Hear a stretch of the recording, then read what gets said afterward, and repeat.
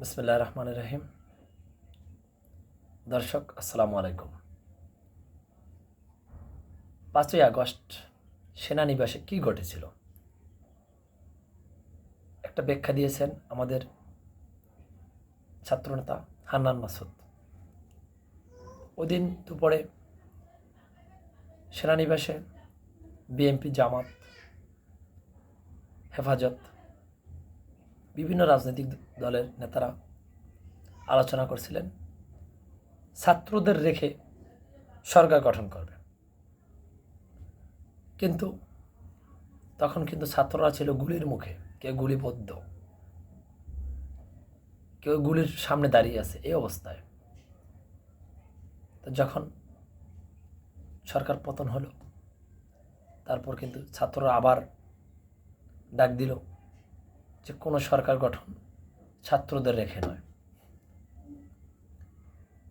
আসলে তখন যদি সরকার গঠন নিয়ে ছাত্র এবং রাজনৈতিক দলগুলোর ভিতরে ভেদাভেদ থাকতো, তখন আওয়ামী লীগের দোসররা সুযোগ নিত, যেটাই 100 দিন পূর্তি উপলক্ষে হান্নান বড় ভাই ব্যাখ্যা দিয়েছেন।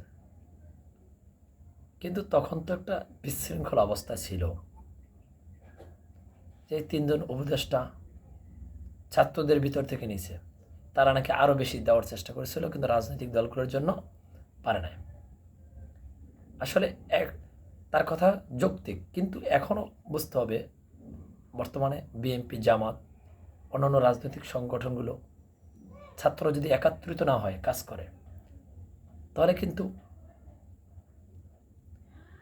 আওয়ামী লীগ সুযোগটা নেবে। কারণ কিছুক্ষণ আগে একটা নিউজ বের হলে দেখলাম যে শেখ হাসিনা এখনও নাকি প্রধানমন্ত্রী, ট্রাম্প এমনটা একটা প্রতিবেদন বের করছে। আসলে কি এটা যৌক্তিক? আর ডোনাল্ড ট্রাম্প কি এমনটাই বলছে?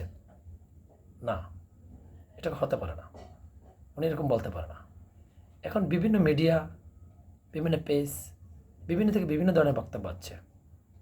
কারণ আওয়ামী লীগের নেতাকর্মীদের মনে সেই আবার ভয়টা যেন কেটে যায়, আবার যেন তারা মাঠে নামতে পারে, এমন বিভিন্ন কথাবার্তা বলতেছে। তো আমার ছাত্র ভাই যেটা বলছে, আসলে বড় ভাই যেটা বলছে, এটা আসলে যৌক্তিক না। কারণ তখন বিভিন্ন বিশৃঙ্খলা ছিল, বিভিন্ন ধরনের হিচিং ছিল। পরবর্তীতে আস্তে আস্তে সবগুলো সুশৃঙ্খলভাবে গুছিয়ে আসছে। কিন্তু এখনও সকল দলের যদি একাত্রিত না হয়, তাহলে আওয়ামী লীগ তার চক্রান্ত করতেই থাকবে। আশা করি দর্শক বুঝতে পারছেন। আসসালামু আলাইকুম।